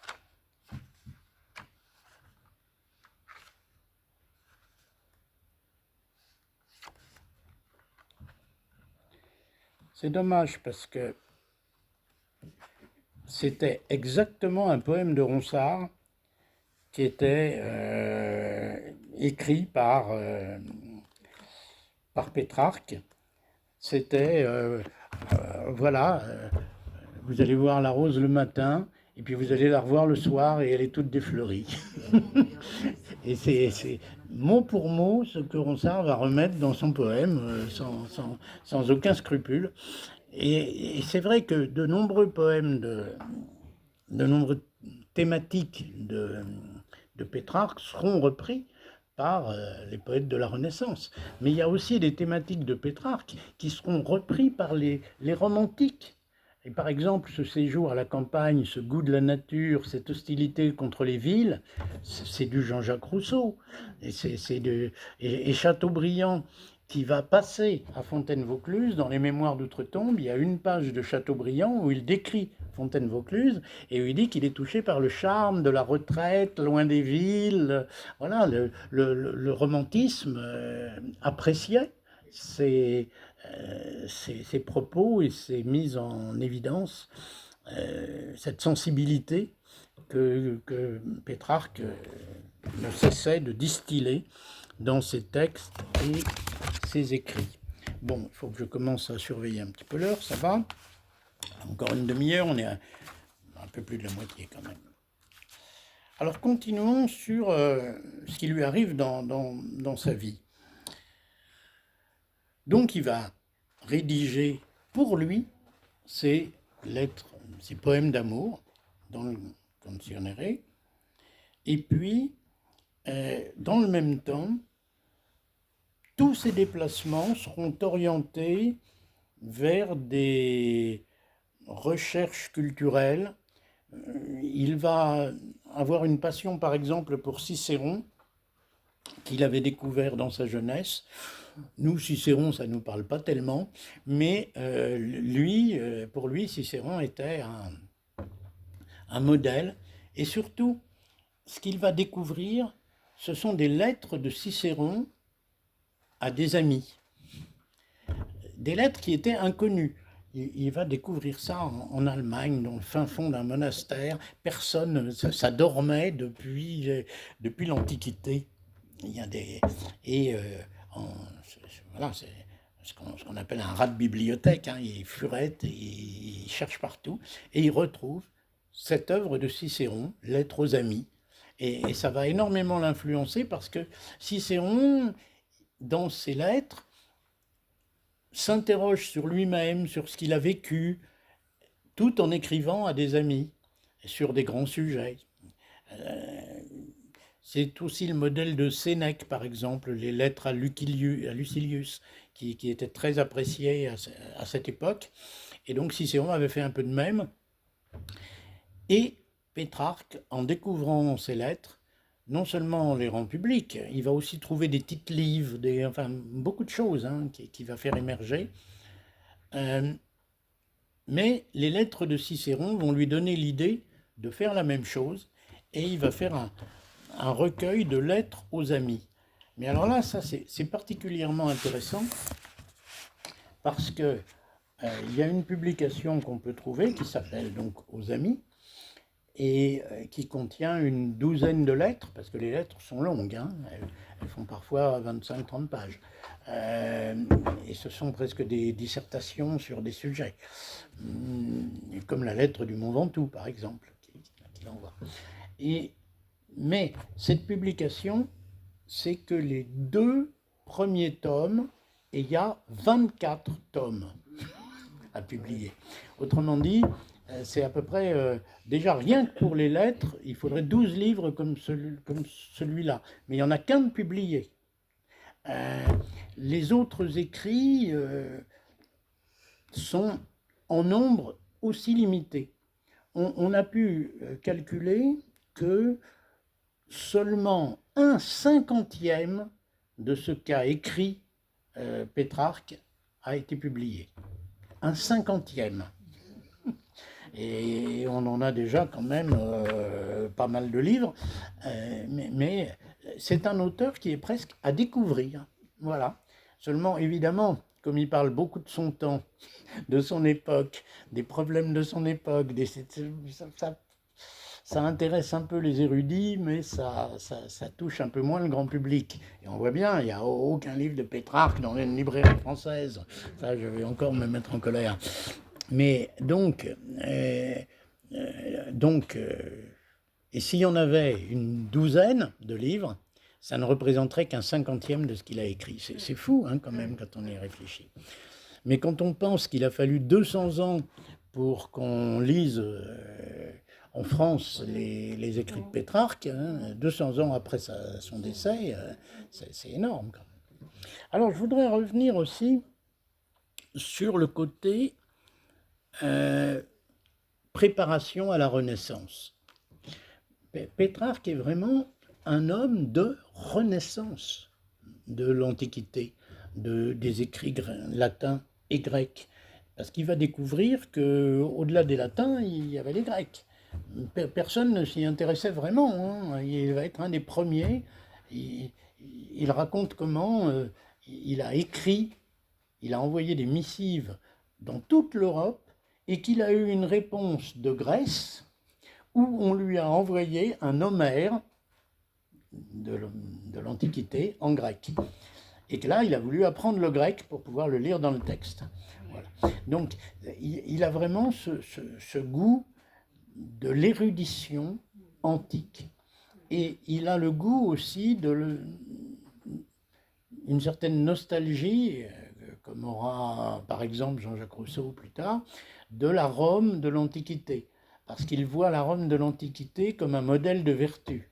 Là, on n'est pas complètement sûr de le suivre à 100%, mais ça doit dépendre aussi de quelle époque. Ça a duré longtemps, la période romaine.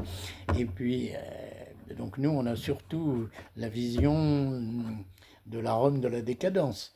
Mais lui avait la vision de la Rome de la vertu, de la force d'âme, de la culture aussi. La grande époque des lettres latines, du siècle d'Auguste. Sa référence, c'est Virgile. Virgile que nous, on connaît peu. Hein. On a peut-être essayé de lire l'Énéide, on a peut-être regardé les Géorgiques ou les Bucoliques, et encore, pas sûr que ce soit votre lecture quotidienne, ni la mienne, mais Virgile, les gens qui l'ont pratiqué disent que c'est un écrivain formidable et un compagnon de vie même. Par exemple, Jean Giono était un fan de Virgile. Il avait son Virgile sur sa table. Et il disait que Virgile l'avait énormément influencé dans sa sensibilité à la campagne, à la terre, à la vie paysanne, etc. Bon, voilà, on n'est pas tous des Jean Giono, mais je veux dire que Pétrarque ait été amoureux de Virgile et même de Cicéron, c'est compréhensible. C'est parce qu'à nous, il nous manque ces repères, il nous manque cette culture. Et encore quand je dis à nous, qu'est-ce que je dirais de nos enfants ou des générations suivantes qui n'en ont même pas entendu parler la plupart du temps. Mais quand on lit Pétrarque, qui lui en était imbibé de cette culture, on voit à quel point c'était une richesse. Et c'est cette richesse culturelle immense que Pétrarque va aider considérablement à mettre au jour, non seulement en Italie, c'est ça qui est important, mais dans toute l'Europe, parce qu'il écrit à des érudits, à des gens instruits, dans toute l'Europe. Il a tout un réseau. Et il a aussi une culture religieuse, mais une culture religieuse qui est, j'allais dire, une vraie religion, une vraie spiritualité, pas celle des ecclésiastiques qu'il dénonce à Avignon. Pour lui, c'est Saint Augustin qui va être la base. Et il réussit à concilier la spiritualité d'un Saint Augustin, qui pourtant inspirera plus tard les jansénistes de façon très forte.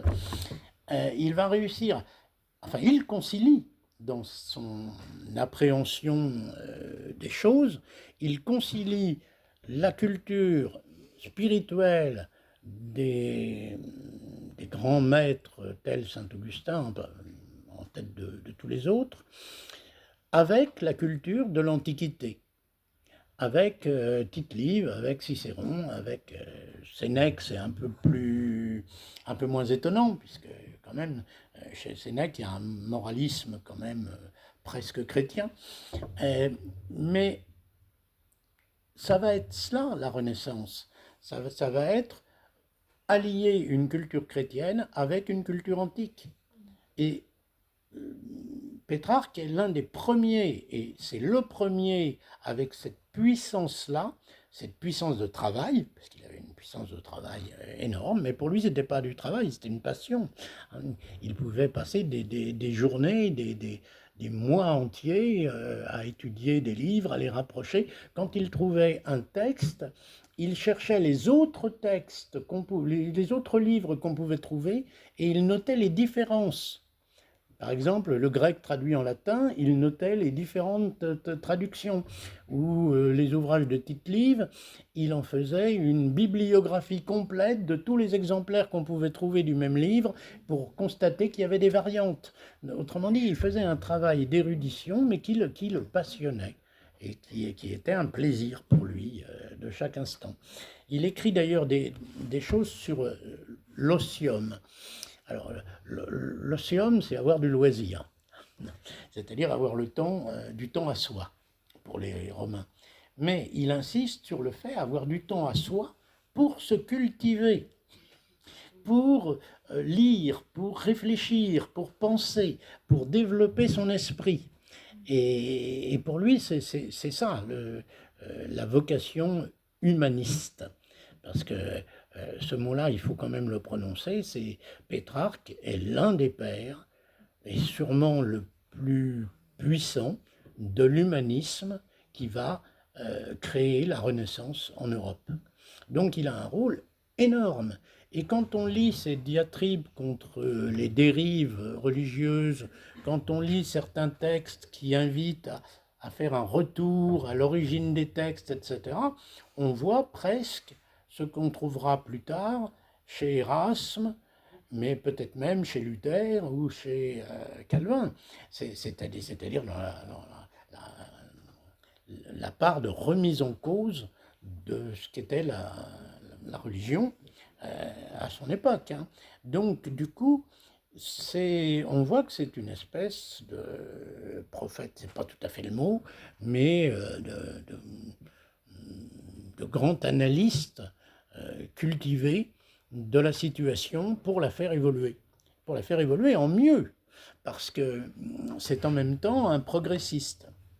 Mais nuançons cela, parce que c'est aussi un peu un déprimé. Et il y a certains textes de lui, d'ailleurs, c'est assez drôle, c'est pas le mot, c'est curieux, où c'est cocasse quand même un peu, où où il dit que vraiment il voit les choses en noir, qu'il il trouve que ça va mal, mais ça n'ira pas mieux. Et d'une certaine façon, il y a un certain nombre de critiques qui relient cet état d'esprit un petit peu gris, voilà, à son déboire amoureux. C'est vrai aussi que quand pendant 45 ans, on, on est fixé sur une femme qui n'a pas voulu de vous, pour le présenter abruptement, ça déprime. Voilà. Mais d'un autre côté, ayant fait vœu de chasteté, il ne pouvait pas se marier, il ne pouvait pas avoir de vie. Et puis étant donné le genre de vie qu'il menait, hein, toute la tête dans ses livres et dans ses travaux, ou dans des voyages partout en Europe, on voit mal comment il aurait pu avoir une vie de famille. Hein. Le paradoxe, c'est qu'il va se faire, il a quand même eu ce fils et cette fille. On ne sait pas si c'est de la même femme. Là aussi, une discrétion extrême qui fait qu'on ne sait rien de la mère, ce qui est quand même curieux. Hein, mais bon, mais à l'époque, il n'y avait pas toutes les curiosités et tous les médias qu'on a aujourd'hui, donc on pouvait vivre discrètement. Mais aussi bien le fils que la fille l'ont accompagné, l'ont aidé, l'ont soutenu, ont collaboré à sa vie. Et pour la fille et son gendre, comme je vous l'ai dit, jusqu'à son dernier jour. Donc, il a quand même eu des parents, une famille. Et tant mieux pour lui. Alors, il va arriver encore un grand événement dans sa vie. Alors, je ne me trompe pas de l'année, en 1341, le 8 avril. Le mois d'avril est très important pour lui. 6 avril, c'est la rencontre avec Laure. 6 avril, 20 ans plus tard, c'est le décès de Laure. 8 avril, entre les deux, 41, il va être couronné. D'ailleurs, vous le voyez avec son laurier, là, parce que quand on représente Pétrarque, on le représente toujours avec sa couronne de laurier. Déjà parce que ça fait penser à l'or, mais d'autre part parce qu'il a été couronné. Alors, qu'est-ce qu'on peut dire? Roi des poètes, empereur des poètes, maîtresse poésie, enfin en tout cas. Et il dit d'une façon assez naïve, assez touchante, l'université de Paris et les érudits romains m'ont proposé en même temps de me consacrer, de me donner les lauriers du triomphe poétique. Bon. Et il a dit, j'ai hésité, mais j'ai choisi Rome. Voilà. Et il va aller, assez curieusement, il y a plein de choses curieuses dans la vie de Pétrarque. On a du mal, d'abord c'est loin, et on a du mal parfois à comprendre. Il va aller demander l'aval du roi de Naples. Il va dire, est-ce que je suis vraiment le meilleur? Et là-bas, à la cour de Naples, on va le rassurer, on va presque lui faire passer quand même des examens, où on va le comparer à d'autres, et puis on va lui dire, oui, tu es le meilleur. Ah bon, ah bah alors j'accepte de me faire couronner à Rome. Et à Rome, sur le Capitole, comme les empereurs romains à qui on mettait une couronne de laurier. Peut-être pas le pape, parce que le pape il n'était pas là, mais les autorités romaines du lieu le couronnent et lui donnent cet aval. Et là, ça va être le grand moment. Donc il est toujours représenté avec sa couronne sur la tête, couronne de laurier, voilà. En 1341, et il est encore, il a 38 ans ou quelque chose comme ça, c'est presque jeune quand même pour l'époque, pour être reconnu le plus haut des poètes qu'on connaisse. Donc c'est un couronnement, vraiment, véritablement pour lui. Mais Bon, ils n'ont fait pas une affaire, il est quand même satisfait, mais ça aurait pu le rendre peut-être plus heureux. Manifestement, non.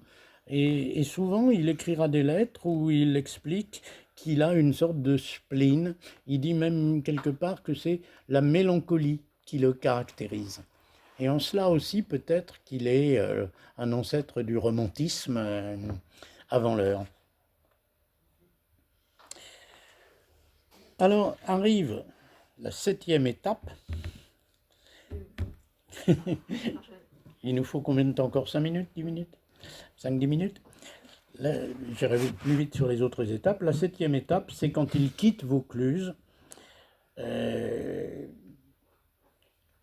Il quitte Vaucluse en avril 53.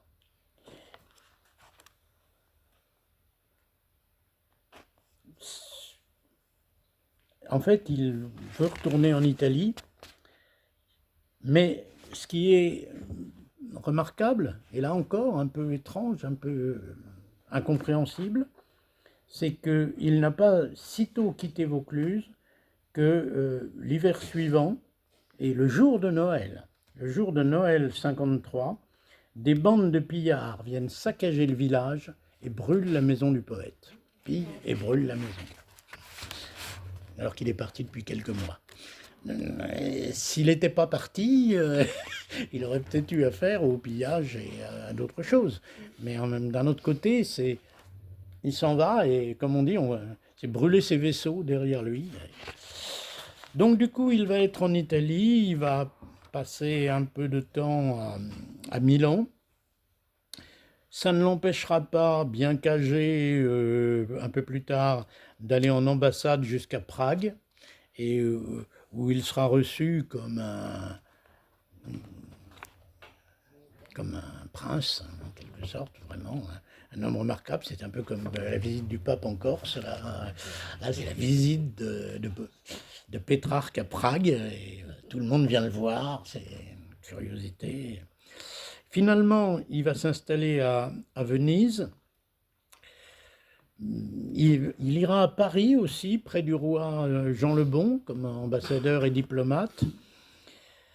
Il reviendra en Italie et il s'installera finalement à Arca.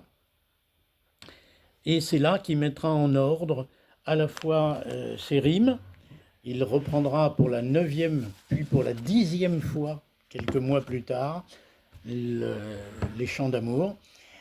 Et il aura écrit aussi un recueil qui s'appelle Les Triomphes, et qui reprend les formes poétiques de la Divine Comédie de Dante, c'est-à-dire des tercets dans le même rythme, pour raconter en 7 étapes les triomphes successifs du désir, de la chasteté, de la mort, de la postérité, du temps et de l'éternité. Et à chaque fois, ce sera des étapes qui monteront plus haut. Et là, ça rappelle évidemment l'ascension décrite dans la Divine Comédie jusqu'au paradis. Lui, ce sera jusqu'à l'éternité. Il les reprendra également et il sera en train d'écrire quand il mourra subitement à sa table de travail dans sa 70e année. Voilà donc le parcours de Pétrarque jusqu'à nous.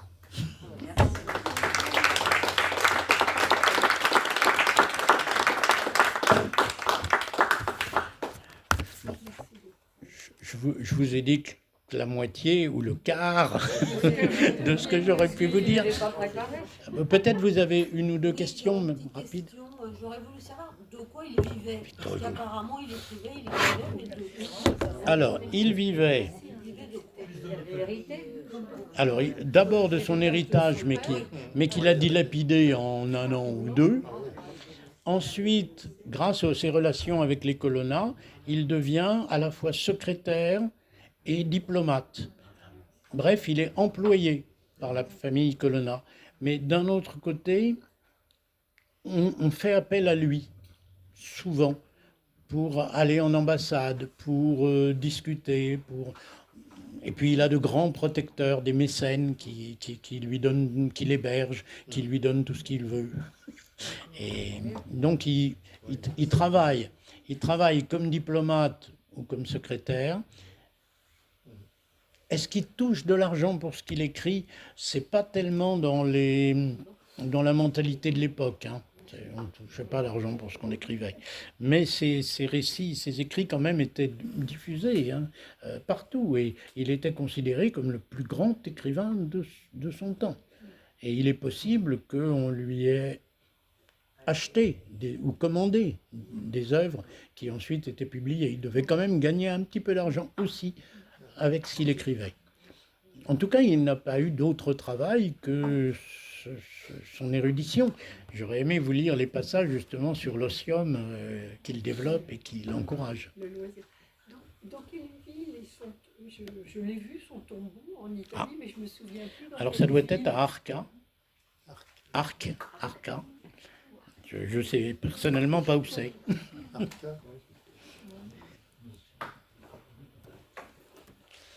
Mais le tombeau de Pétrarque, oui. Alors le tombeau de Laure, lui, il serait à Avignon, le tombeau de la Laure de Pétrarque. Je voulais vous dire un mot de Victor Hugo, parce que Victor Hugo aimait beaucoup Pétrarque. Et il y a un poème de Hugo qui s'appelle « Sur mon Pétrarque ». Lui aussi, il écrivait sur ses livres. Alors, ça ne va pas prendre de temps. Hein. Je vais le retrouver tout de suite. Je fais un chapitre Hugo. Hugo avait été sollicité aussi pour le 200e ou le 300e de Pétrarque sur la première page d'un Pétrarque. Il a écrit pas mal sur Pétrarque, mais il a surtout écrit cela. Quand d'une aube d'amour mon âme se colore, quand je sens ma pensée au chaste amant de l'or, loin du souffle glacé d'un vulgaire moqueur, éclore feuille à feuille au plus profond du cœur, je prends ton livre saint, qu'un feu céleste embrase, où si souvent murmure à côté de l'extase la résignation au sourire fatal. Voilà, lui, il aurait pu dire la mélancolie. Ton beau livre où l'on voit comme un flot de cristal qui sur un sable d'or coule à sa fantaisie. Tant d'amour ruisselé sur tant de poésie. Je viens à ta fontaine, ô maître, et je relis tes vers mystérieux par la grâce amollie.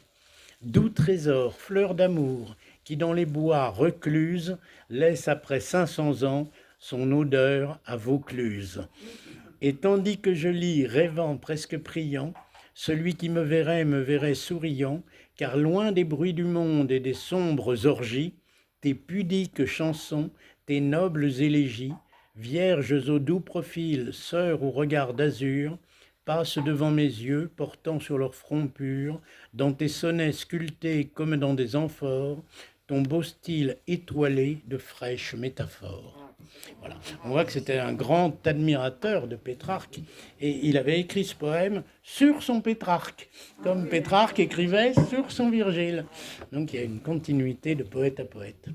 Tu étonné de la diffusion tardive de son œuvre, mais l'imprimerie n'existait pas? Alors non, bien sûr, l'imprimerie n'existait pas. C'est pour ça qu'on n'avait que des manuscrits qui circulaient. Évidemment, ça limitait beaucoup. Et c'est une des raisons principales qui a attendu. Mais il a bénéficié de l'imprimerie parce que dès qu'on a pu imprimer, on a imprimé du Pétrarque. Ça, c'est important. Mais oui, merci de le dire parce que c'était important. Arca, c'est la province de Padoue. C'est dans la région de Padoue. Voilà. De Padoue. Donc si vous passez par là, rendez hommage et rendez visite et rendez hommage à Pétrarque. Et peut-être que tu peux présenter aussi, puisque tu parles Oui. de Victor Hugo samedi. Oui. Ben, samedi, c'est demain. Hein. J'enchaîne en effet les conférences. Et là, on était sur Pétrarque. Et demain, à l'hôtel Normandie, au Normandie Hôtel, je fais un café Hugo. Nous serons accompagnés de Victor Hugo, cette fois-ci, demain. À 15h au Normandie, pour ceux qui sont disponibles. C'est ouvert. Merci beaucoup, Martial. Merci. C'était vraiment passionnant. Et ben voilà, on va profiter de quelques ressources. La conférence sur Hugo, c'est dans quel cadre? Dans le cadre de l'association Le Parc, Ah, d'accord. de temps en temps, fait des... D'accord. Et c'est ouvert à tout le monde? Oui, oui, oui. C'est à quelle heure, à 15h? 15 heures. Au Normandie. D'accord. La grande salle du Normandie.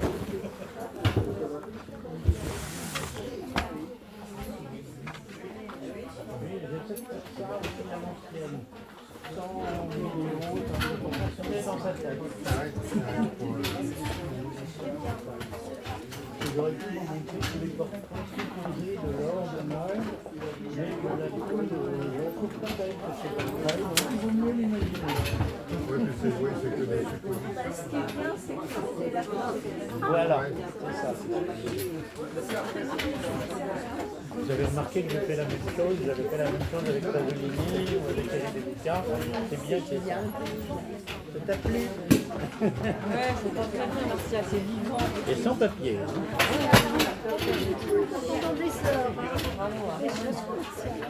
Oui.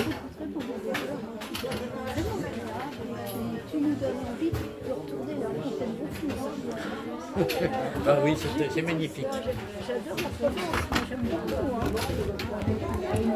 C'est vrai que c'est très joli, le musée Marmottan, l'après-midi, là,